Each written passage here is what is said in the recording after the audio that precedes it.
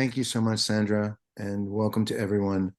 Um, I am somewhat uh, uh, out of words because of the gravity of the moment that we are currently in with the land invasion underway in Gaza, and to see people who are zooming in from the West Bank and having just the mildest idea of what's going on over there, and that's why we've asked you to join us today. It's just somewhat overwhelming, and I'm less able to articulate all of what I'm experiencing right now because of the gravity of this moment. Um, I am a citizen of the United States and of America. I'm Jewish. My father was a Holocaust survivor, and my grandparents were refugees from Belarus in Eastern Europe.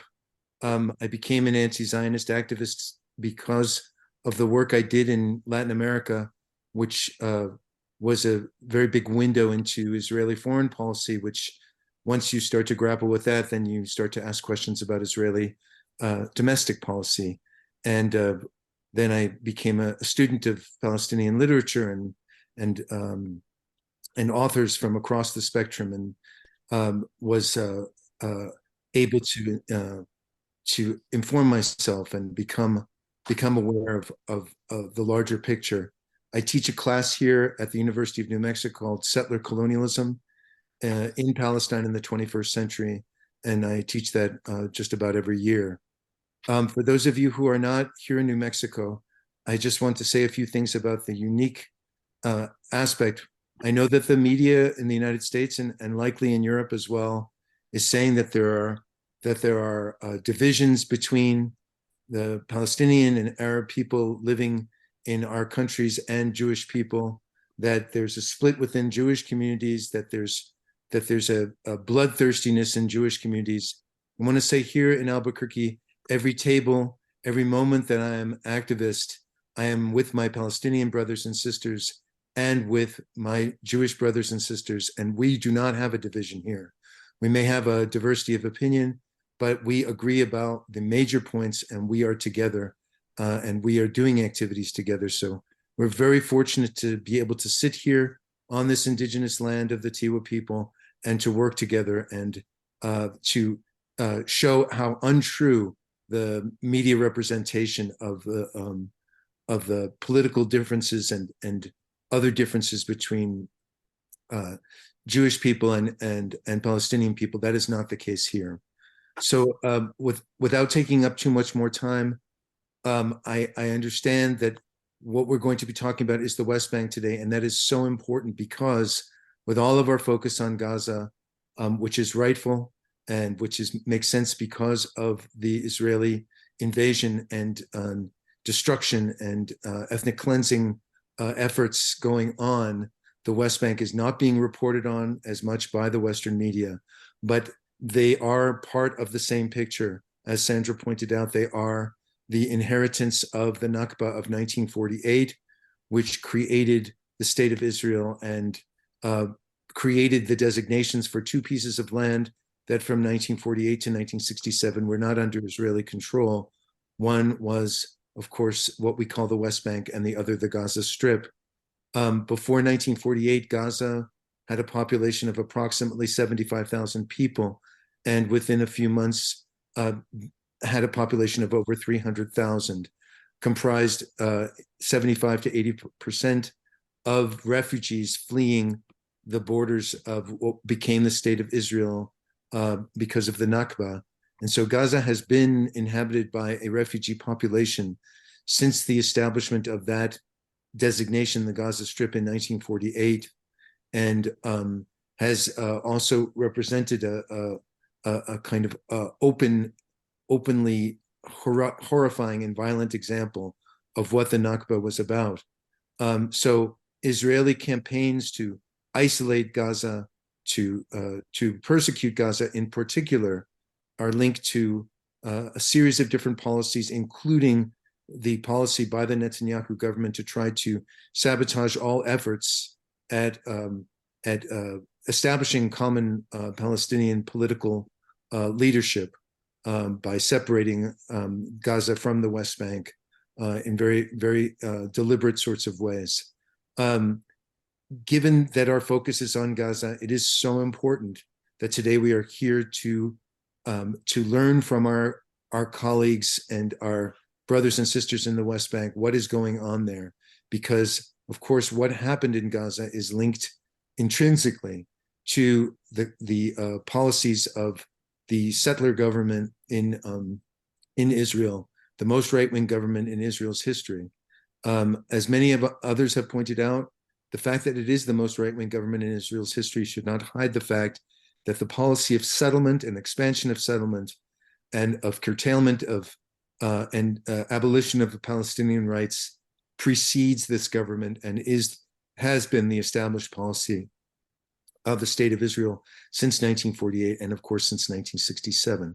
So with that introduction, which I know is somewhat chaotic because of the emotions that we all are feeling and that I'm feeling from you, and that I know that I'm feeling from the other side of the world, with that introduction, I want to turn over the discussion to our Palestinian friends, colleagues, and brothers and sisters in the West Bank to tell us and inform us and illuminate for us with the situation there. Thank you so much. Thank you very much, Dr. Fields. Badia, do you want to begin by calling for a moment of silence, and then we will proceed? Yeah, good evening for everybody.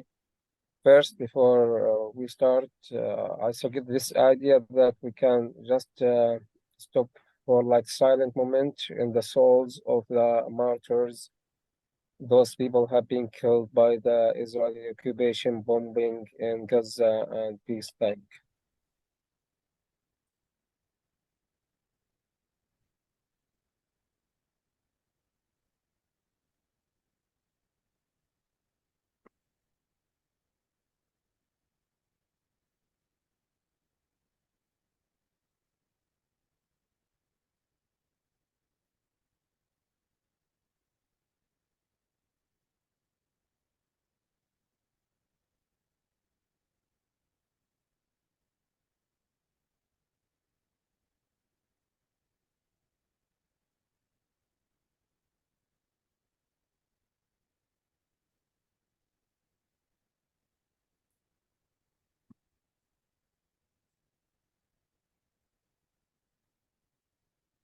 We can start now. Okay. So okay, thank you very much. Thank you very much for your humanity and for your feeling and for your support for the Palestinians. And this is impressive and difficult moments.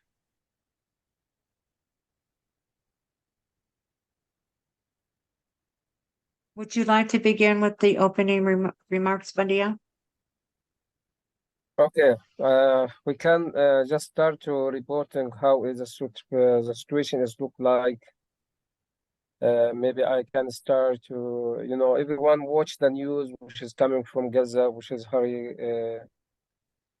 heartbreaking news and very sad news. The people who have been killed in Gaza, it's past the number, which is more 1,500 people.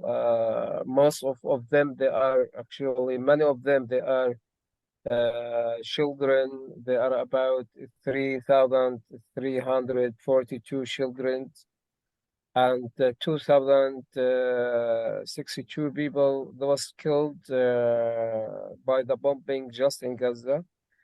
We are talking about also another about more 80,500 people injured, and this is bombing. And also we talk about more 110 people killed. Also, there are martyrs in West Bank. And also we talk about more about 2,000 almost also people injured in West Bank. We are reporting these numbers, including the numbers also which is mentioned in the media, those cases which is reached to the hospital. By the way, there are some people, they are not included as statistics of those people who have been killed. or people injured because some of them they couldn't reach the hospitals, and there are about thousands of people also who they are still under the homes demolished by the bombing of the Israeli occupation. The situation West Bank also West Bank siege also all it's under a siege. All the cities separated and isolated by many checkpoints because there were already many military checkpoints distributed in many cities between the cities before 7th of October, but after 7th of October, the Israel occupation they are decided to add more military checkpoints to make sure that Palestinians they cannot get out or in their cities. Also, like what is going on in Hebron, there are many Palestinians people who living in the villages and the towns of Hebron district. They cannot come to the city, and the opposite also. We cannot go to many of these villages and towns. At the same time, we cannot reach out to other cities like Ramallah or Nablus. And I can say one of my examples, things it's about me. My daughter, she got her baby. And since like 7th of October, I couldn't go to see my granddaughter and to see my daughter to see them and to look after them. So the situation actually has become very hard. Even there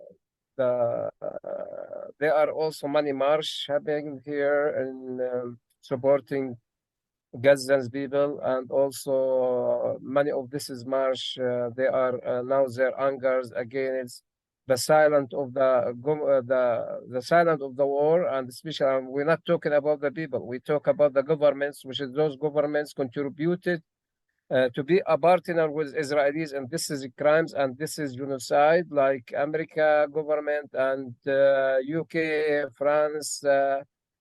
Italy, Germany, many of those Western become a partner of genociding the Palestinians. They are not even silent. They are a part of this is a crime and this is genocide. And also the Arab regimes, which is also silent about what is going on against the Palestinians. This is a situation, it's affected the people psychology, Palestinians living in very bad situation psychology. The kids and also the soldiers become more aggressive. The soldiers they are ready to shoot anyone moving, and in many protests, which is this protest was peaceful protests, army they were shoot the people like in what happened in the city center or the entrance of the center. Shooting randomly the people, and many have been injured. Most of them, they are kids. And just yesterday, last night, one of those child that is 15 years old, he got a bullet in his mouth. And he is in a serious situation. So this is affects the people who also living in the old town. I'm not going to include everything. I will leave some things to my friends in Hebron to say, but I just want to finish with this. There are Palestinians people who living in the heart of the city, in the area which is Israelis announce it and call it HQ area. Those people, they are become really prisoners. I can say not even prisoners. I going to use the same word which is they use it. Those Palestinians, they are a hostage by the Israeli occupation, and those hostage in their homes. And their homes, it's turned to be a cages, separate about each other, and the Israeli occupation controlling their life, and they are only open for them just a few hours in the week to go to get in and out to make shopping if they are managed to do it, because it's very short time. You talk about sometimes they give them half an hour, sometimes about 2 hours, 1 hour is depends. So those Palestinians who are living between the military checkpoints and the military bases and also colonies settlements, those people turn to be like a hostage Palestinians living in their cages by the control of the Israeli occupation.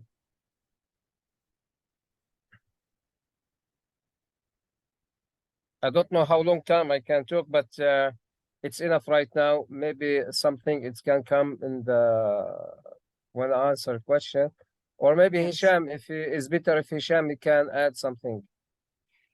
Yes, I will move on to Hisham. So the idea again is for each panelist to speak for 5 minutes and then open this up to questions and answers and hoping to have a little bit of dialogue before we end today. So Hisham, would you like to go next? Thank you very much, Badia. Okay, hi everyone, and thank you for attending this meeting. And I will go more. Actually, I had some internet problems, so I did not hear the full presentation of Badir. But I will be happy to answer some questions later, even relating the situation in the West Bank. Anyway, the plan is that I talk about the Palestinian prisoners in Israeli prisons, and talking about that. We know that for the past 2 years, Israeli Minister of National Security, or the so-called Minister of National Security, he tried to make many changes in living conditions of Palestinian prisoners. And he was facing kind of resistance and obstacles, resistance from Palestinian prisoners and even internal obstacles. Fell over and he didn't get up. So that was the first time I ever saw that. This is directly from the West Bank. Can you hear me? Israel has 10,000 Palestinians. Could You people can please mute? Mute all, please. Now I'm gonna go home and feed Dawson. I just wanted to check in on you. I'm losing some of my time. كمل يا هشام كمل.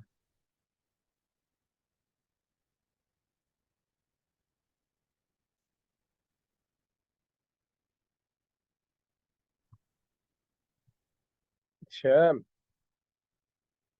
Hisham, now you Hisham, need it's to unmute, Hisham, sorry. You mute Yeah. yourself. I muted myself. Try to get Yes. some whiteness.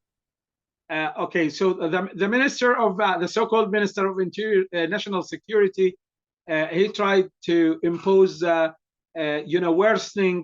worsening conditions of prisoners, but he was faced by resistance from the Palestinian prisoners who have paid much actually during the years of imprisonment to improve their, imprisonment conditions. And he also faced even bureaucratic obstacles from his team who are adapted to these, the rules and the conditions that are going on, which became part of the norms of imprisonment conditions in Israeli jails.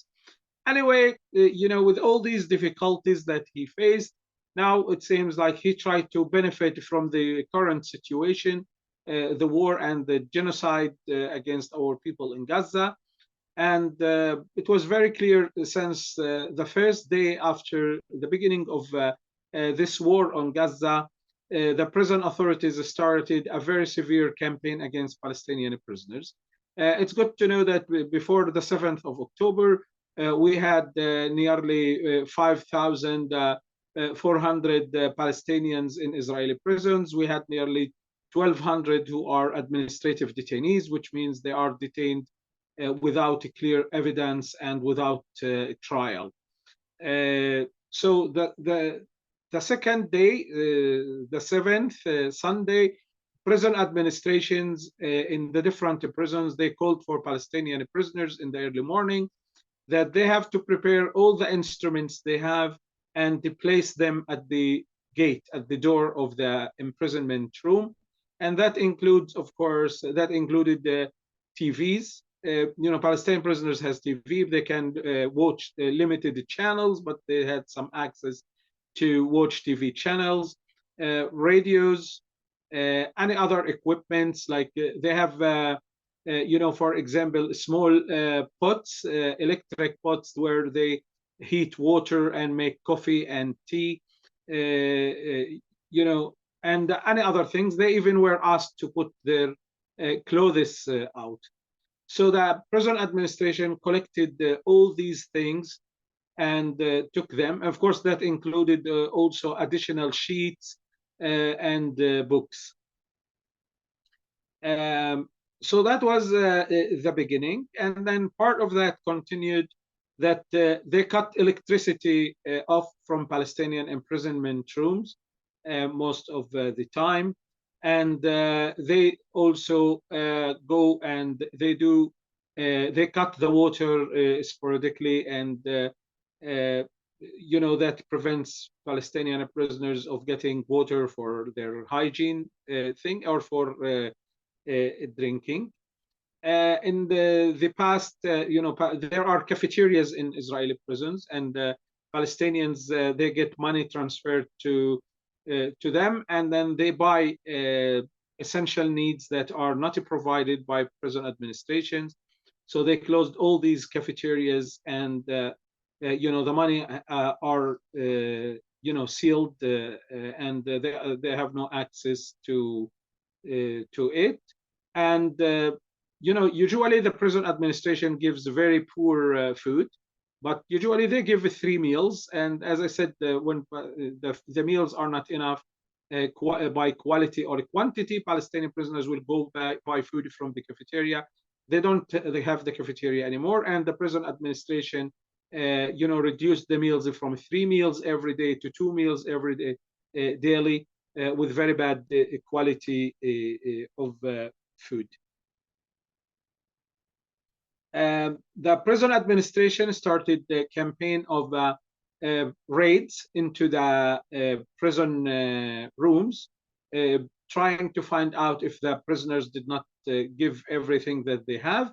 And also, we know that security search, or what they call security search, is just an excuse to humiliate prisoners and mistreat them and try to find opportunity for harassing or beating them up or sending them to solitary confinement and so on. Many of these raids are accompanied by special trained forces on oppression, and also sometimes they have police dogs participating. These soldiers are armed with special pepper spray and tear gas canisters and so on. And the other thing that happened is that we have big number of Palestinian prisoners who suffer from different diseases, and all the clinics has been closed, and transferring Palestinian prisoners to Israeli civic hospitals, which used to happen as an exception in very severe cases, has been totally cancelled. Now, we have, since the 7th, we have every night, we have a campaign of arresting people. We talk about maybe 1,400 people have been arrested since the 7th of October. These arrests happens almost every night between 12:30 a.m. till 4 p.m. And that included former members of parliament, that include also women, student activists, even that included the children and university students. The arresting situation was very violent. In many cases, the army would not even knock the doors. They will break into, mistreat the Palestinian who is arrested in front of the family. Sometimes they mistreated the families themselves. Prisoners were taken from their homes, blindfolded and handcuffed, being beaten on the way from their homes to military bases and then to military camps of arrest, detention camps. Prisoners who have been released, they talked about blood covering these transportation vans of the Israeli army, talking about blood even covering corridors of prisons and so on. Of course, the huge number of prisoners has also made the rooms of detention overpopulated, very small spaces with big number of detainees, with very bad imprisonment conditions. Families visits has been cancelled. The Red Cross visits has been cancelled. Lawyers visits has been cancelled for the first week, and after that they give lawyers' visits, but with big difficulties and delays and disturbance. Even taking the prisoners to court has become a torture process for the prisoner, taking him out of his imprisonment tent or cell or room and beating him while transporting the person to and from the court. And that made many of the prisoners, they do not prefer to be taken to the hospital, but to the court, but they don't have the choice. Some are given the choice of attending court sessions through video conference. We have another thing that we talk about, talking about arresting people from the West Bank, but we have an assumption, which is not a real statistic, about arresting nearly 4,000 people from the Gaza Strip. That includes Palestinian workers from Gaza who used to work in Israel. And when the war happened, they were stuck there. Many of them were arrested at the same time. Many were detained by the Israeli police, transported to the West Bank, where they were received by Palestinian NGOs, Palestinian Authority, where they were given accommodations in different institutions. But then the Israeli troops, followed these people and started arresting them.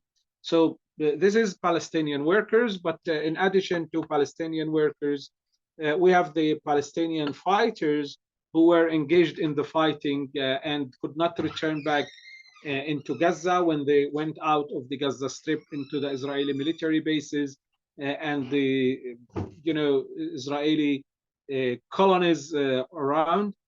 So many of them either has been killed or has been arrested. And this is also we have another big question mark, is that many families in Gaza, they don't know what has happened to their sons. Are they killed? Are they injured?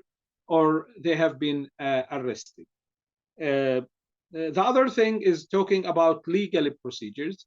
In the West Bank, according to the Israeli laws, any Palestinian who is arrested should attend a court hearing in the first 96 hours, which is 4 days. Now they have changed this 8 days. And for the people from Gaza, it's complete different. They have new military orders that have the viability of law. For the Palestinians from Gaza, the civilians, they can see a lawyer and attend the trial after 21 days, so they can be held without any hearing for 21 days. And relating the Palestinian fighters, they go into the same laws that have been implemented by the United States government, talking about illegal fighters, and placing them in military camp next to the city of Be'er Sheva in the south. Did I exceed the 5 minutes, or can I continue? Hisham, can we get back to you because Bisan has to leave soon? Okay. And she needs to speak, and then we'll get back to you. And I'm sure there will be many, many questions about political prisoners. Okay? Okay. Let's listen to Wissam or Bisan. Bisan. So.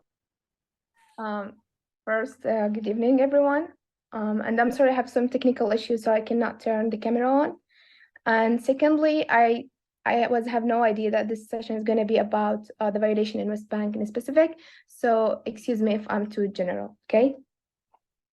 So on October 8th, the Israel government declared a state of war against the Gaza Strip and said in a statement, we agreed to declare a state of war in accordance with the basic law and to begin a military operation that will be very large scale. So what does that mean? According to Israel law, the declaration gives the government broad powers, including declaring a martial law, general mobilization, and the use of armed force. And it is an announcement that indicates plans for a large-scale military operation, use air, sea, and land force to cause a heavy casualty among civilians. And according to the international law, Israel as an occupying force has the full responsibility to protect the civilians under its occupation. But so far, the death toll from the aggression is 8,000 people, half of them are children and women. and this is according to the Palestinian Minister of Health. And I believe that this is a misleading advertisement because it's like suggests that Gaza Strip previously enjoyed security, stability, and prosperity, and then without warning, the army of this strip attacked the state of Israel, violated the sovereignty, and killed its citizens. But actually, in fact, the occupying state is trying to dilute the legal status of the Gaza Strip and claiming that it is not an occupying authorities and that it is withdrew from it in September 2005 and even consider it like as an hostile entity. And its diplomatic and media machine has promoted this idea in the Western circles and even in the Arab circles. So last, accordingly, what his army is doing is to defend the safe of the Israel civilians, just like any state defends its citizen.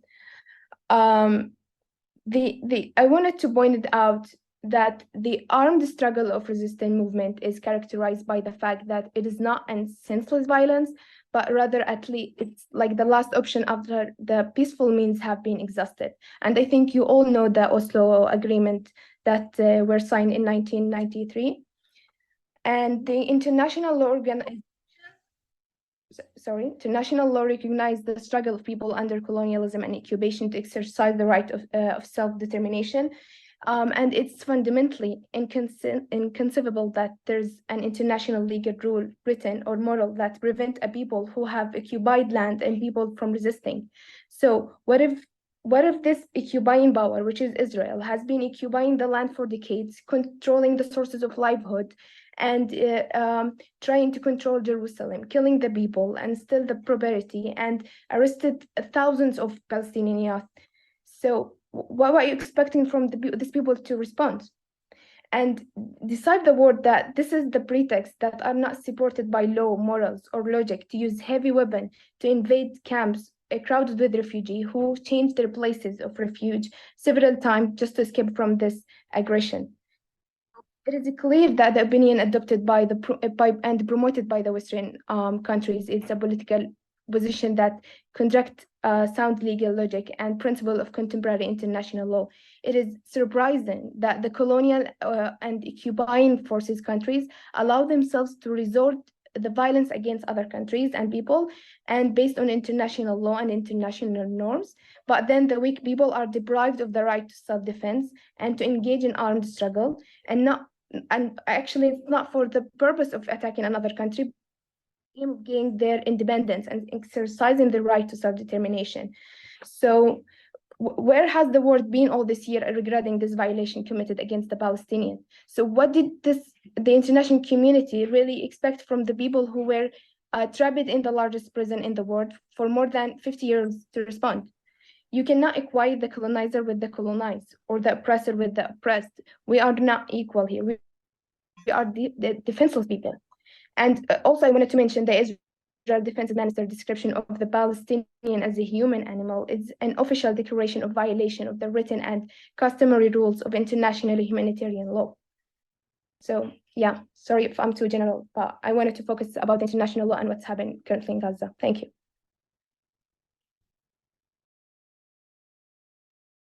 Thank you so much, Bisan. Are you leaving soon? What is your time restriction? Yeah, I will be here 4 minutes and then I will leave. 4 minutes, okay. Is it possible to open this up to a couple questions before you leave in case anyone in the audience would like more information? Is that possible?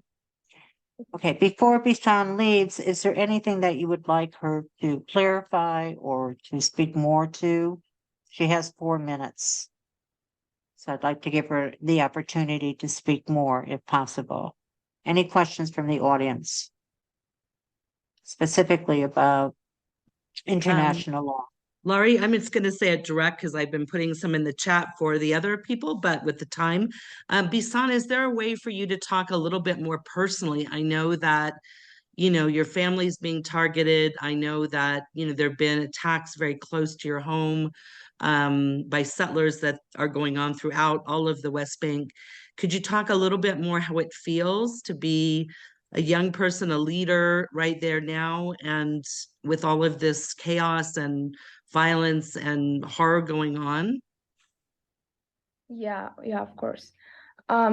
So yesterday, there was an consular attack in the village that I live in Bethlehem, and they just shot people and burned homes and cars. It was horrible. You know the feeling. I'm young. I'm still in my third year in university, so the feeling of fear and that you cannot do anything and you're gonna be attacked in any minute. This is not a normal life, okay? And the international community normalizing this life for the Palestinian, but it's not, because we are people and we are feeling the fear, okay? And we deserve the life. This is not a life to be fear of settlers. And also, I'm also across by checkpoints to go to my university daily. Like in 6th of October, before what happened in 7th of October, I had to stop in the checkpoint for three hours, like literally, because of nothing, just because I'm Palestinian. And this is not a normal life for a student and not even a safe environment. So yeah, I hope the international community stop the blindness and to change this. Shukran.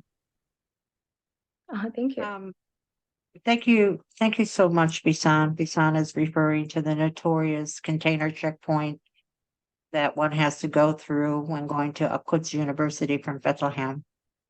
And it's pretty terrifying. And I know that it has gotten significantly worse over the past year. Is that correct, Bisan? Thank you for listening, everyone. Yeah. Thank you so much for joining us. Please send my love to your family and just know that we are here in solidarity with all of you. And we'll continue to do whatever we can to support you and to bring an end to this Israeli occupation nightmare.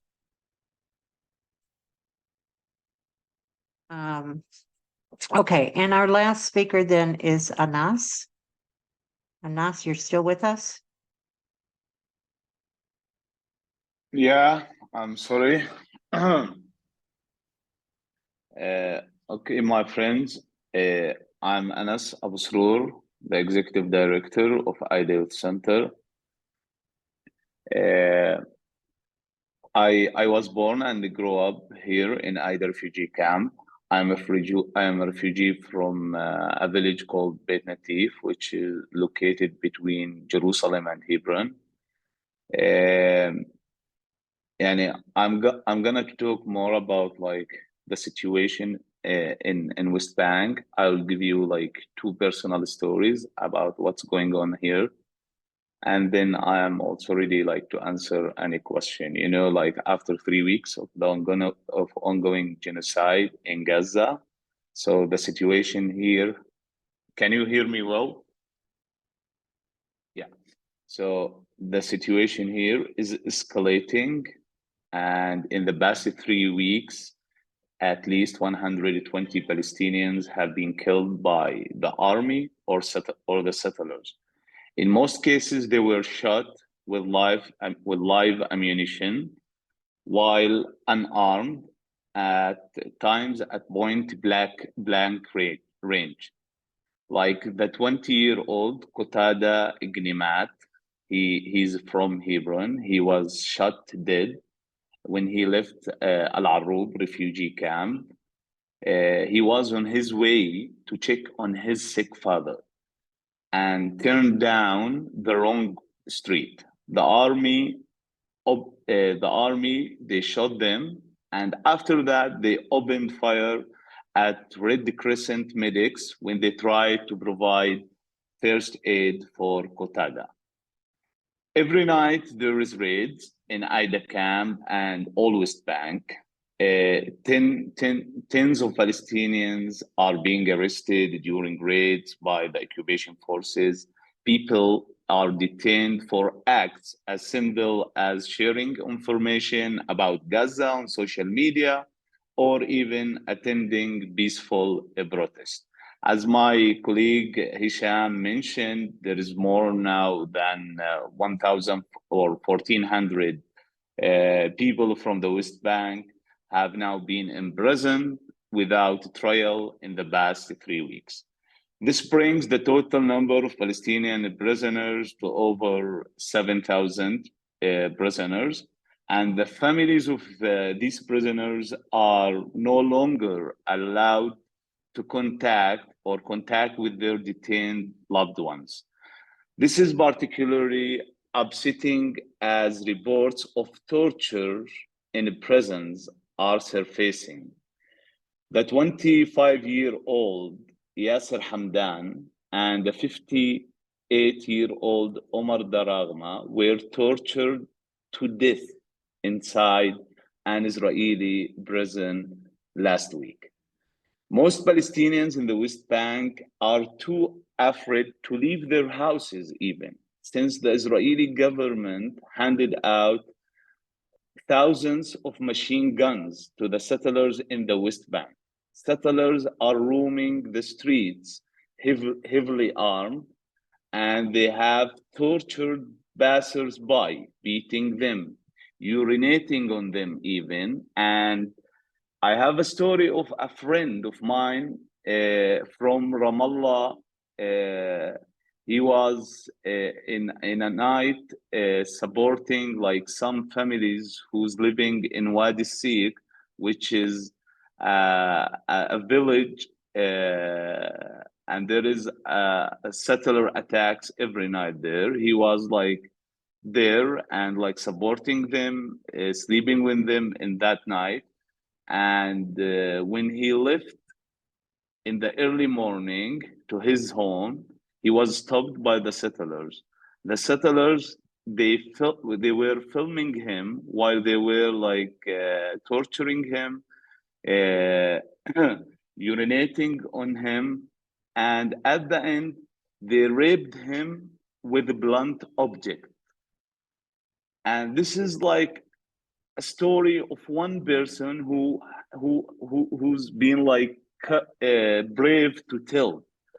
And there is another story of a family from a refugee camp who like have a home in a town in Area C in Bethlehem. The settlers attack their house every night, and then he decided, because he wanted to protect his children and his family, to leave his house and come back to Aida camp to stay with his brother. So do you imagine how like scary the life with when you are like living beside heavily armed settlers? And also several houses and factories owned by Palestinians were also burned down by settlers in all the West Bank. The settlers and the soldiers are becoming more violent, torturing Palestinian passers-by without any accountability. Like what happened 9 days ago in Nur Shams camp in north of the West Bank. A massacre there took place that killed 13 people.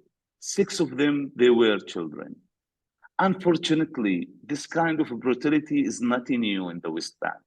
But with these levels of violence, we are very worried where this is going with this extremist and fascist government, and they are always attacking the Palestinians on all the media, and they are always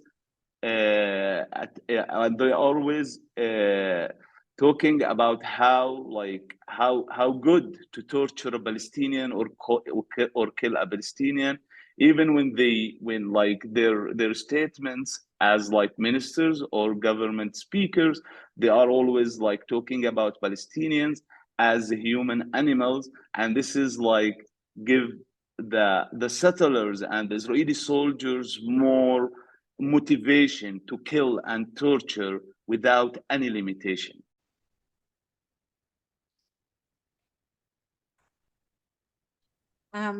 Thank you, Anas. Is there anything else you would like to share before we move on? No, Yani, that's it. Okay, thank you. Hisham, would you like to finish your presentation since I had to cut you off? to give Bisan time.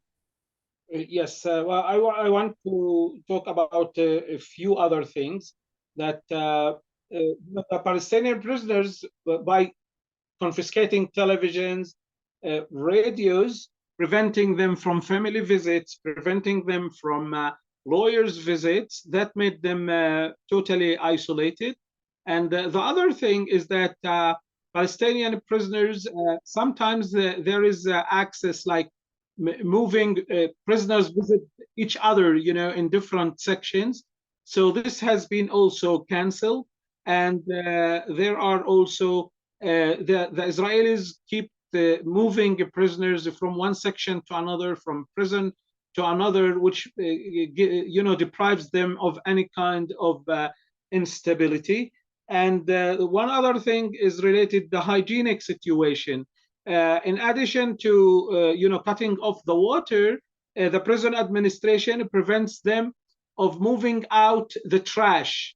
So they have to keep the garbage in their prison rooms for long times. That makes it stinky, that makes it unhealthy in overcrowded prison cells. We have in the last days, as I said, since the 7th of October, we have nearly 32 women has been arrested. We have nearly 14 journalists has been arrested. We have cases of detaining children, like 18 children, 22 university students, maybe mostly from Birzeit University, who are activist students in their educational life, university life. The representative of the women prisoners, her name is Marah Bakir, is also in solitary confinement since the first day of the war on Gaza. And also, as I said, in addition to preventing prisoners from visiting different sections, we have they are tightening the isolation between the different sections, even inside the same prison, or the different rooms inside one prison. That's what I wanted to add about the prison the situation. But I want to add, that the battle in the West Bank actually that is going on all the time is relating Area C, which is 60% of the West Bank, that the Israelis want to practice ethnic cleansing there, force the Palestinians who live there into areas A and B. The Bantu states in area B and A, hoping to get some conditions to move them out of the country.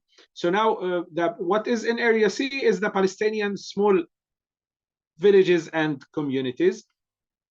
Settlers' violence has targeted these villages actually severely lately. And at the beginning of the war, I wonder if you know or not, that the same Minister of National Security who was worsening the detention conditions, has convinced the Israeli government to distribute guns for free for settlers on the excuse of the need for self-defense. There were thousands of pieces, guns and pistols that has been given to settlers around the West Bank for free, that they are used freely against Palestinians. Some of the people who were killed in the West Bank lately were killed by settlers. Many of the settlers now, they even wear the uniform of the Israeli army. They go in raids to the Palestinian community, many times night raids, and they sometimes they burn barns, they steal the sheep of the Palestinian farmers, they open fire at them. One of the communities near Hebron, east of Hebron, was, they stole the whole sheep and burned the barn. And the residents of the Palestinian villagers who live in a tent, they were forced out, and their residency place has been burned twice, actually, as they returned a few days after. Now we have some communities. Today, for example, there is a Palestinian small community south Hebron Hills called Zanuta, where we have 400 Palestinians living there. They have been completely moved to the neighboring town of Dahriye because of the constant settler violence. Last night, settlers came to the village of Susia. They arrested two Palestinian brothers. As I said, settlers wearing uniform. of the army. They thought at the beginning that they were arrested by the army. They found out later that it was by settlers. They were detained, mistreated, beaten up badly by the settlers. And when they released them, they told them that they have 24 hours to collect their things and leave the area. This is going actually all over the West Bank. Many of the Palestinian communities where we have hundreds of people lived, now it's only dozens of people live there, and maybe some of them has been completely cleansed by the settlers. We said all the time that the Israeli policy in the time was, to manage this conflict, but today it seems that they want to end this conflict in the West Bank by cleansing totally the Palestinians. By the noise of the bombing in Gaza, they try to use this chance, as everybody is paying attention to what's going on in Gaza. They want to end the battle on Area C in the West Bank, which is, as I said, 60% of the West Bank that is supposed to be part of the future Palestinian state if it happens. So I just want to end with this, and I will be happy to answer any question later. Okay. Thank you very much, Hisham. We are now going to move on to the questions and answers. Dr. Lane Leckman has been collecting the questions. Dr. Leckman, would you like to proceed with sharing these questions, and then we will let the panelists decide who is best to answer these questions? I will do that, Lori. First, I would like to say that Allah Jabbar, or however you pronounce her name, said in the chat that we are not numbers. We have the right to a peaceful life with basic rights. That was one of the first things that was put in the chat. Alan Marks asked the question, are the settlers and the IDF working together to torment the Palestinians on the West Bank? And I think since he asked that question, the implication is yes, but I would like to, I think, ask our panelists to discuss that as well. And then I have some other questions following that.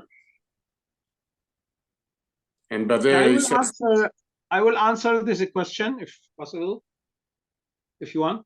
Yes, please do. As I said from the, in my presentation, in the second part of my presentation, the Israeli government has distributed guns for free for the settlers, although most of the settlers in the West Bank are armed. So they are more armed now by the Israeli government. It's well known that both the Israeli army and the settlers work together.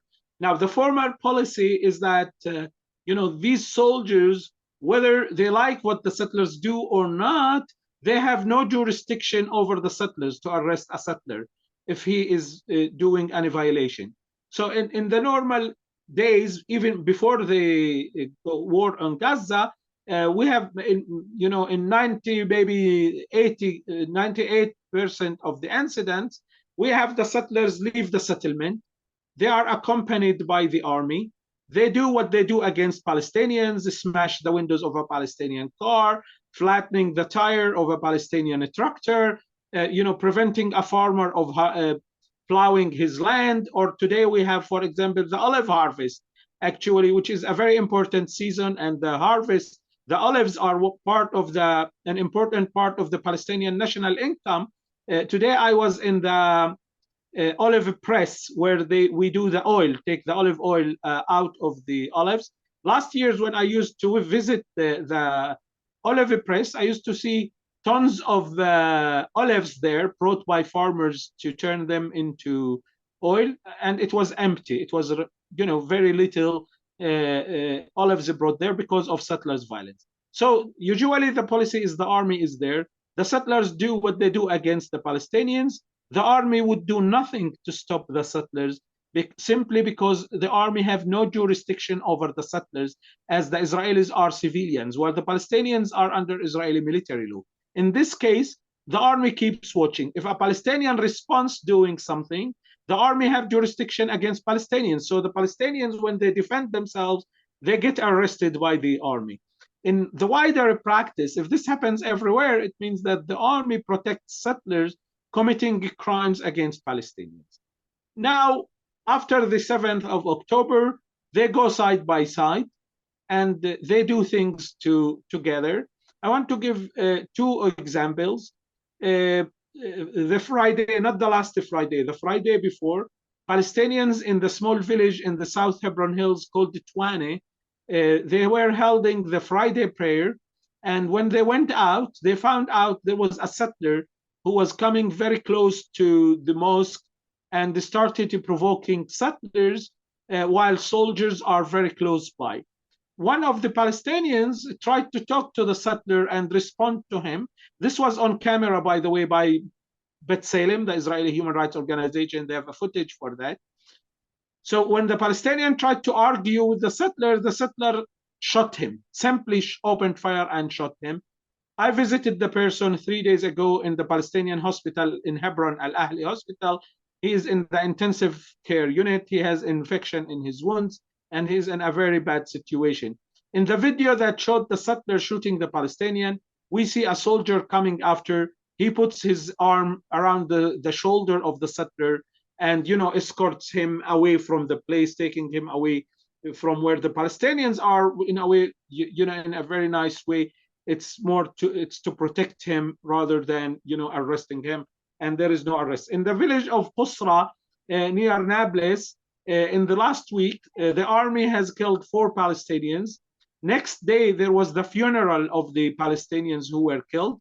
And then settlers attacked the funeral together with the Israeli army. And the settlers killed 2 Palestinians while participating in the funeral of the Palestinians who were killed the day before. We know that we have a surveillance system in the West Bank surrounding the whole settlement. And when every settler leaves the settlement, the Israeli police and the Israeli army will know about it. And as I said, sometimes settlers move when they want to attack a Palestinian community. They move in groups, and the army will notice this. And as I said, in many cases, they will escort the settlers doing that. So the army would know about all the things that are done by the settlers. According to the Geneva Conventions, 4th Geneva Convention, the safety and the well-being of the occupied is the responsibility of the occupying power. But what we see in the West Bank is completely the opposite. Thank you. Thank you very much. But Badia also wanted to answer that question. Good. Badia, could you please go ahead? Okay. Part of the things that I wanted to say was already Hisham was told about it, but I'm going to say that the cooperation between the Israeli army and between the settlers is never been a new thing. This is have been exist even before this is government and since many of those governments. But it's become more clear this is a cooperation since Ben Gvir and Smotrich, and this is right-wing government, which is they are clearly saying that Palestinians have no right to exist in this land. Those Palestinians have no right to live in this land, and they should be go to live in Jordan.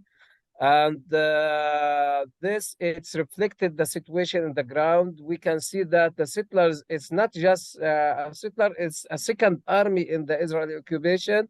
But the things which is a difference between them and between the Israeli army, which is they have no uniform. Many of those settlers actually, in this time after 7th October, the Israeli occupation withdrew the army, which is considered a professional. They took him to Gaza. Some of them, they were replaced by Serbs soldiers, and many of them also were settlers. To combat the deficiency of the soldiers who have been served as a professional in the military checkpoints in Hebrew, for example. And I have been experienced myself the aggressive and the violent of the soldiers, which has become it's more and more. This is time when I try to go with a team of French journalists to visit some families in H2 area. The Israeli soldiers, even we still far, like more like 50 meters distance from the military bones. We didn't reach it yet. And then the soldiers stand on the tower, and he said, "Go away," without to make any discussion or anything. So I tried to ask him why I have to go away, and since I have the right to go the checkpoints many times. He said, "You don't know what is going on." I told him what is going on. He said, "You don't know what is going to happen in Gaza?" I told them, "But we are in Hebron, and we are civilians here. We have the right to pass the checkpoint." He said, "Go away," and he pointed the gun, and he was very aggressive, and he was just about to shoot us. And then we moved to another checkpoint, which is close from my home, and we tried to go through this checkpoint. We found out that the gate, which is being there are gate. This is gate. It's been split. The H2 area about H1. This is gate. It's been opened like 3 years ago. We found out this gate. The army was already closed it again, and also behind it there are also another two checkpoints. Didn't let any people to go through this checkpoints.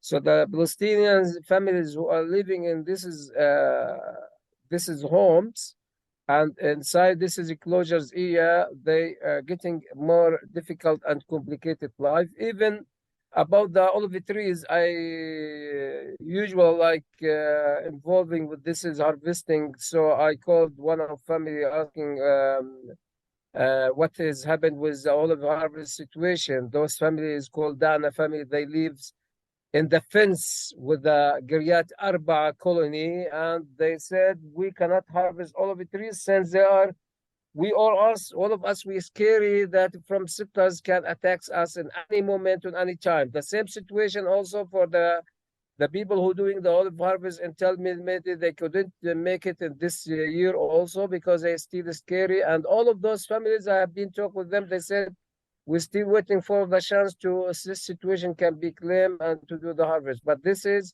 the olive harvest just have a limited time, maybe like 2 weeks maximum, and they cannot do it anymore because the olives become dry and not useful to do it for to press it. So even the military bonds that Israelis added, for example, in the entrance of Hebron city, the army had about like 3 military checkpoints. This is more extra military checkpoints about the checkpoints which have been already established in Hebron before. According to the OCHA report, which have been released in 2019, they were reporting about 111 military checkpoints just in Hebron city, which is Hebron. It's have the most military checkpoints, and half of this number you can say it's based in the heart of the city, which is about, you talk about 1 kilo on 1.5 kilo maximum kilometer, which is, you talk about half of this is military checkpoints based in Hebron. But now, after also this is situation, after 7th of October, the Israelis rise more numbers of military checkpoints in Hebron, and also not just in Hebron, also between the Hebron city and between other villages, and also in the cities, also in the rest of the cities in West Bank. All of those cities now besieged and under the siege, and it's very difficult for the people to do the freedom of movement is not available. People have to go through many checking, and also many times people they are blocked. Today, for example, I try to go to visit my daughter after like almost like 3 weeks. She was got her baby. I couldn't manage to do it. And I learned also about the way that to Ramallah is not really easy and very complicated, and you have to wait. You have to accept to wait sometimes in the checkpoint, which is called container, for a long hours.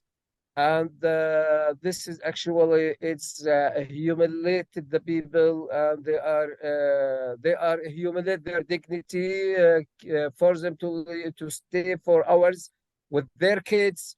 You can imagine when you are carrying one of your child, like 1 year, 2 years, and you have to go to visit your relatives.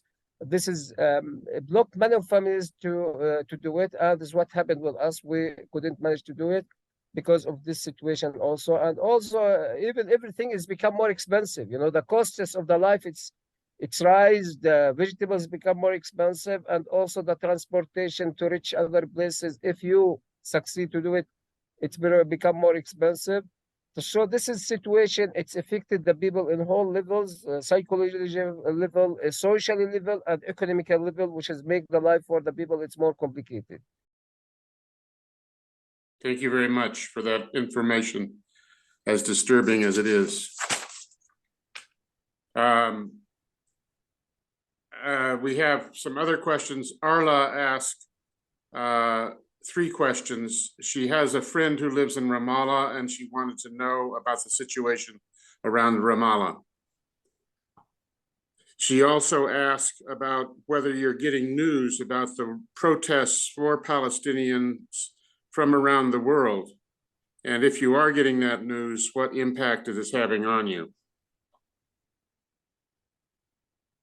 Anas, would you like to answer that question? Whom? Yeah, Anas. yeah, hello. So the situation in Ramallah is also like the same as the whole situation in West Bank. All the people there, they are there, as my colleague said, that there is like segregation between the cities. The people, they can't like move from a city to another without like waiting long hours in each checkpoint, and they are like searching the people like extensively. And they always now asking for like your phone, and if they found like any picture in your phone or any like post on Facebook or anything, they will arrest you. I think like the situation in Ramallah, it's like the whole situation of West Bank. There is no differences. And all the Palestinians who's living in West Bank, they are under threat all the time, especially by the Israeli forces and the Israeli raids, and also the settlers' attacks. And the main issue is also, like, I wanted to mention that one of the attendants, he asked about there is like protection from the Palestinian Authority. Yani, like it's a good question, because it's supposed like be protected by the Palestinian Authority, but like the ridiculous thing that really we don't have any kind of protection. Yani, this is like what's supposed like to be the rule of the Palestinian Authority, but they are like leaving us like attacked and like arrested and everything and tortured. And they are like, when the Israeli soldiers raided the cities or the villages, they just close their buildings and they hide inside. So it's always like the people here asking themselves about what's the rule of the Palestinian Authority, what they are doing. Yani, are they here like to protect the Palestinians or to protect the settlers? Because yani, as we have seen the last like 30 years, the Israeli army and the settlers, they are attacking the Palestinians all the time, and there is no any kind of protection. And there is no any kind of protection from the United Nations Relief and Works Agency, which is supposed to provide the refugees as the UNHCR with the protection. So all the refugees now who's living in refugee camps or in the cities, they are also not provided, and they are not protected by the United Nations. So there is no any kind of protection for the Palestinians, even the Palestinians who have like American citizenship or American or European passports. Usually they are like treated as any other Palestinian. I have a cousin, today he was arrested by Israeli soldiers because they found a knife in his car, a knife like he used for fruits. You know, they found it in his car and they arrested him. And my cousin, he called the embassy, the American embassy, and they responded to him, okay, we will like call the Israeli police and we will search about that. And but until now they didn't call him back, and they didn't know like what's going on with our cousin until now. If it's like a different, if it's different, if it's an Israeli with American passport, it will be like a different story. So I think it's the whole situation here is like very scary and very like the people here, they are very worried, especially about like their sons and daughters when they are like going to schools, the universities. As today, like in the Duhesha camp, a young man, he was like sitting on his roof, on his house roof, and he was shot by a sniper in the Duhesha camp, and nobody knows that he was shot, and he was on his roof bleeding for 4 hours until like his cousin like get to the roof, and he found him laying down with his blood around, and they took him to the hospital, and they found him died after 2 hours. He was bleeding for 2 hours without anyone knowing anything about him, you know. So I don't know, like about the second question, I didn't hear it well. So if you can repeat it, please. The question that I just one second. Badia said he has to leave. So I just want to thank Badia for joining us and sharing this very important information that we need to be aware of. Yes, thank you. Yes, thank you so much, Badia. Yeah. Okay. One of the questions asked by Becky Gordon was about the Palestinian Authority, and I think that was just spoken to, so I'm not going to ask that question again. Are you all hearing about the protests supporting Palestinians coming from the United States and other places in the world? Yeah. Does that have any effect for you, on you?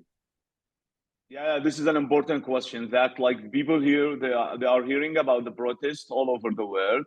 And that's like, that's very important to the Palestinians. They feel they are not alone, but in the same time, it's not enough. It's not enough because the Palestinians, they are like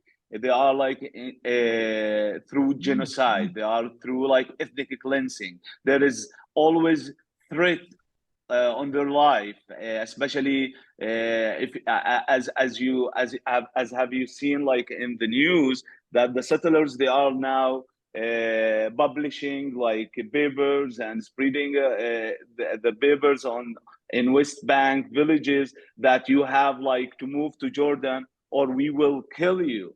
So I think we need the Palestinians, they need like protection. The Palestinians, they need like more pressure on the governments. That's really good, like how they are protesting over the world, but we need more pressure. This should be ended up.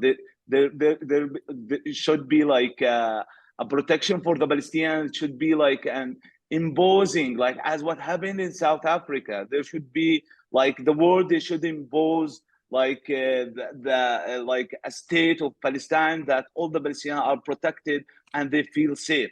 So this is my opinion. I think Hisham maybe he could add more about that. Hisham, please. Yes. First thing, we are very relieved actually when we see people around the globe raising their voices in solidarity with our Palestinian people. We are very happy to see not only Palestinians participating in these demonstrations, not only Muslims, not only Arab, but people from other communities, white people, black people, indigenous Americans, and so on. So this is very relieving for us, and it's people feel very encouraged. And we hope that our people in Gaza can watch that, because this will have a very positive effect. But with the cutting off electricity, that gives very short access to them. But I'm sure that still some of them will receive it on their mobile phones on internet. I want here also to use this opportunity to say that Palestinians everywhere under Israel, they are targeted and severely treated. And that includes also Palestinians with Israeli citizenship, who live inside Israel. We know till today about firing nearly 80 Palestinian students from Israeli universities. They are Palestinians with Israeli citizenship, and they were fired from their universities because of what they post on social media in solidarity with the people of Gaza. We have many cases of arrests among Palestinians who live inside Israel. And we have people who are fired from their jobs also. One of the physicians, because he posted, he used a green flag with a dove on it as his, his private picture on Facebook, his profile picture on Facebook. They told him he was fired from his job, saying that it was a Hamas flag, although he have a dove on it, not only the green flag. And it's known that the green flag is not necessarily Hamas. It can be like environmental groups and so on. So we have this also happening against Palestinians inside Israel. I want to point also relating settlers' violence.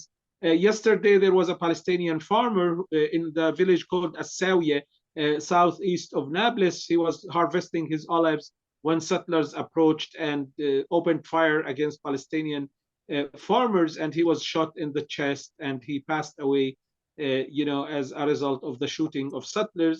And we don't hear about any settler who is even questioned because, as a result of killing a Palestinian, while, we have Palestinians are arrested for a small post on Facebook, or sometimes even because they put like on Facebook, they will get arrested. Thank you, Hasim. There are multiple notes on the chat thanking you all for having the courage and the willingness to stand up and share with us. Catherine has asked a question about that you've already spoken to, but about, have you been encouraged to leave the West Bank and move into Jordan? Have you been pushed? Is ethnic cleansing happening in overt ways in your experience? It's well known because of the deteriorating living conditions in the West Bank and Gaza that we have Palestinians who leave, to be honest. About people using boats, leaving North African countries, trying to flee into Europe. We have many cases of Palestinian youth from Gaza who paid for smugglers, who collected all the money that their families has saved, and they tried to flee to Europe, and many of them has ended up dying at the Mediterranean Sea. We had also that in the West Bank, to be honest, in the in the normal situation, because normal is abnormal here. There is no normal life. You know that Gaza has been under siege for the past 16 years. Israelis were controlling everything going in. They went to the limit of counting, the calories that every single person needs, and based on that, they will allow certain amount of food into Gaza. So people are living under siege, not only in Gaza, but also in the West Bank, although the situation in Gaza is much worse. So we have people who leave, but the majority of the Palestinians are willing to stay. In these difficult days, it becomes as a personal challenge. And it's like you defend your dignity and you defend your right and basic right and your presence. And so people choose to stay. Maybe they will leave after the war. Some will, but the great majority of the Palestinians are willing to stay. We have these projects actually of transferring people from Gaza that goes back to the early 50s. Since Egypt was a kingdom, there was an American project of settling Palestinians in the Sinai desert, and the Palestinians had an intifada at the early 50s actually against that, and then they had that at the early 70s after the October War, and today they talk about moving the Palestinians temporarily into Sinai desert. Now I tell you, the Palestinians have learned the lesson. In 1948, many of the Palestinians who left what is now Israel, they were told that they are leaving for 2 weeks. The Palestinians went out holding the keys of their homes, many of them still keeping the same keys. although their homes are not existing anymore because their villages has been destroyed, and they were never allowed back. So for the Palestinians, for us as Palestinians, we learned the lesson. We will never leave our country. And even, with most of these difficult times, I agree, some of the Palestinians try to maybe obtain another citizenship, but they try to obtain this as a method of empowerment rather than they want to flee the country. Thank you very much. There again, a If number we of could people. pause for a minute, Lane, I just want to Sure. check in with Go people ahead. about the time. For those who are remaining on us and Hisham, do you want to continue with the questions and answers? I know it's starting to get late over there. For me, if people are, if there are people who are willing to listen, I'm willing to stay with them, like maybe some other time, 15 minutes, less, more. It depends on the audience. If the audience, I'm here, I'm not doing a job and a work. I am doing part of conveying the message of my people, and to Right. try to obtain and to mobilize people to do at least Okay. maybe very little more in solidarity with the people of Palestine and educating people. I want also to confirm another thing. I am not talking on behalf of Al-Haq. I am talking on behalf of, I am part of a small organization in Hebron called Hebron Defense Committee. We are a non-violence resistance group based in Hebron. We work against the colonial presence in Hebron, restrictions of movement, and call for all forms of colonialism and apartheid in Palestine. Just want to confirm. Thank you, Hasim. You just answered a question that I was going to eventually ask you if we had time about your particular role. I want to read a comment from Etta Gordon. Thank you for this overwhelming firsthand information. My deepest sympathy and outrage for such inhumanity to all Palestinian communities under siege, and my solidarity in seeking a ceasefire, end of occupation, and peaceful resolution. And then from Becky Gordon, a question, what is the perception of Hamas among West Bank Palestinians, to the extent that you can even generalize? Are there Palestinians affiliated with Hamas, either above or underground in the West Bank? And this question is asked only if there's enough time to answer it. Okay. Okay, I will go relating Hamas. First of all, I want to say that what is going on in Gaza is a war between, a war of genocide and, an aggression against all the Palestinians in Gaza. That's something. The other thing is that Hamas is part of the resistance movement in Gaza, and we have different factions actually that are engaged in this resistance in Gaza, and even the attack on the 7th of October. And that includes Islamist groups, that includes secular nationalist group, secular national Palestinian nationalist group, secular Arab nationalist groups, and even Marxist leftist groups. So it's not, it is not Hamas, it's a coalition of resistance. That's something. The other thing is, in the Palestinian society, Hamas is part of the Palestinian political life.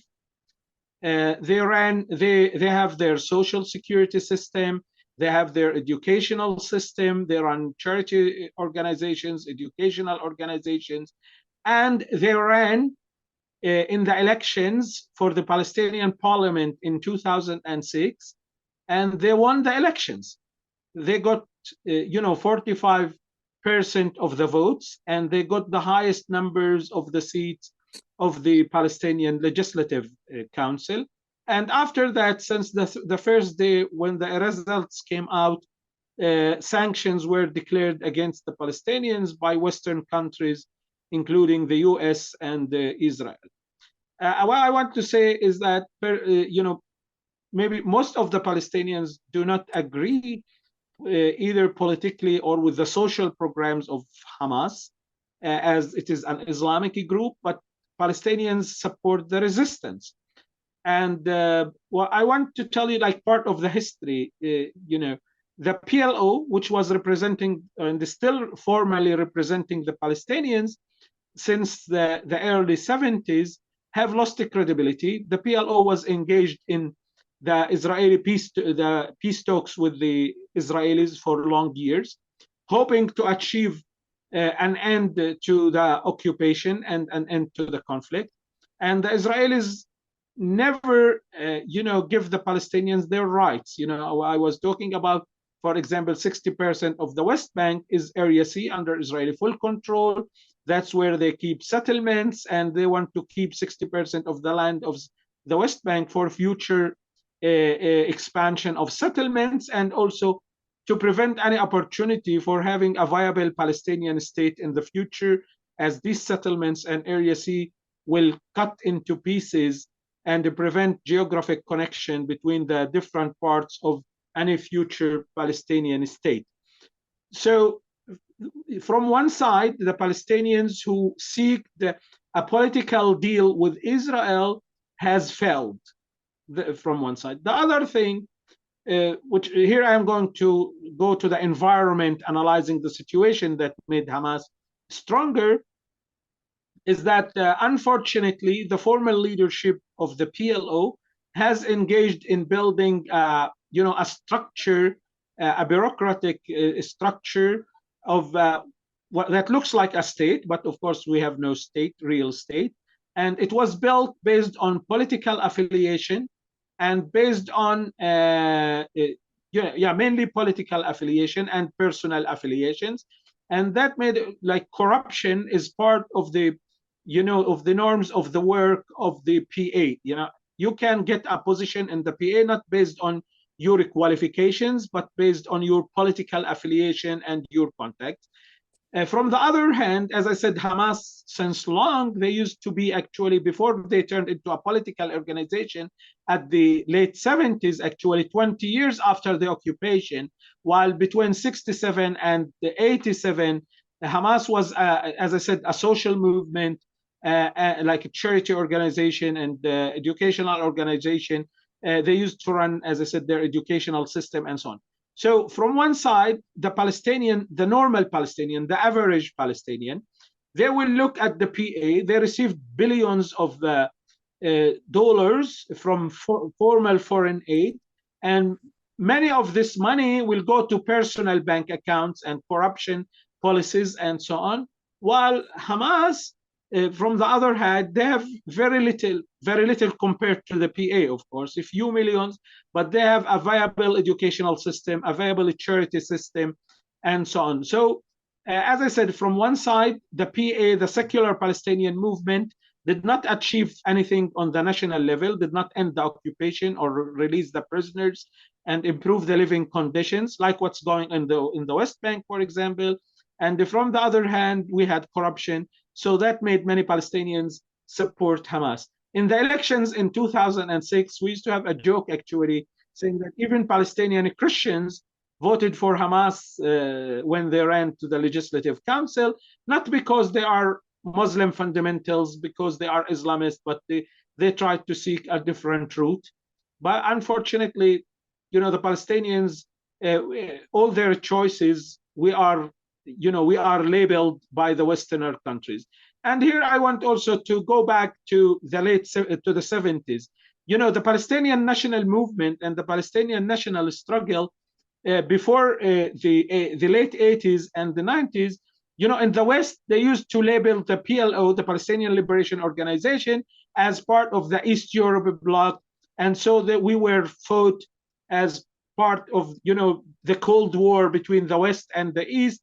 And then the Palestinians should not have a state because that state will be affiliating with the East Europe bloc and the Soviet Union and so on.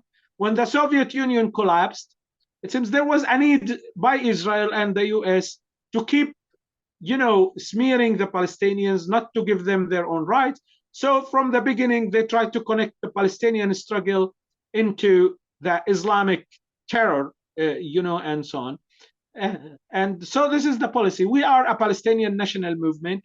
We have Palestinian resistance movement with different ideologies, different political beliefs. That includes Islamist, nationalist, seculars, and Marxist who are engaged in this resistance. And what we are seeking is national liberation, self-determination right, dismantling, this apartheid and colonization regime that is controlling Palestine.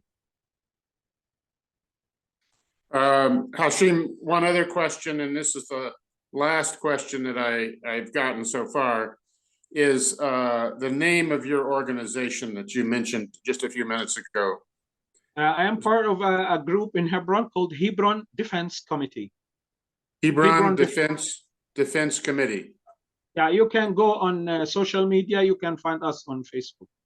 Okay, thank you. And thank you again. We've got a lot of comments thanking you for your insights and your knowledge about the situation and the information. Thanks, Hisham. And then Kathleen has some things she would like to say as well, I think. Oh, no, I don't actually.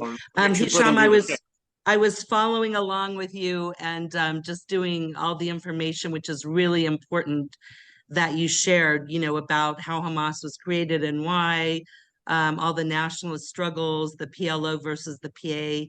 It can be complicated, but I think it's really important for people to understand. And so you were doing a really good job. We're just reinforcing it. Thank you. Shukran. And again, there are more notes there's more notes than the thank you for the very important information from people in the chat. Okay, a couple things. First, I want to acknowledge Allah Jaber. Can you put on your camera? Allah, are you there with us? Allah? Maybe not. Yeah, there he's here. Joins us from the old city of Hebron, and he has been quite active. Allah, are you there? Yeah, I'm here. Can you turn your camera on? I just want to introduce you to everyone. So I'd like to welcome Allah. I would start to good morning or good evening. We're still in the morning. Do you want to just briefly tell them the work you're doing in the old city of Hebron? I think like all my colleagues like did describe the situation clearly, and they talk about Hebron. My name is Ala Jaber. I live in Hebron, in district area. It's called Jaber neighborhood in H2 area that is under the Israeli occupation, military controlled. I am a member of the National Association of Human Rights Defenders, like Badi is a colleague, and even like Hisham, we are all part of this struggle, and other colleagues. The situation in Hebron, like I will not add more information that my friends add in their talk, but it's clear that there's like a clear double standard, and nowadays they're a clear they try to use what's going on in Gaza, because now we have saying that it's the bigger it's the smaller one. So now all the media's just concentrate about Gaza, but there's no one less who concentrate about the West Bank. So now the Israelis, whether they are like police, soldiers, and settlers, they all work all together to evacuate the Palestinians from their homelands, specifically in the Area C.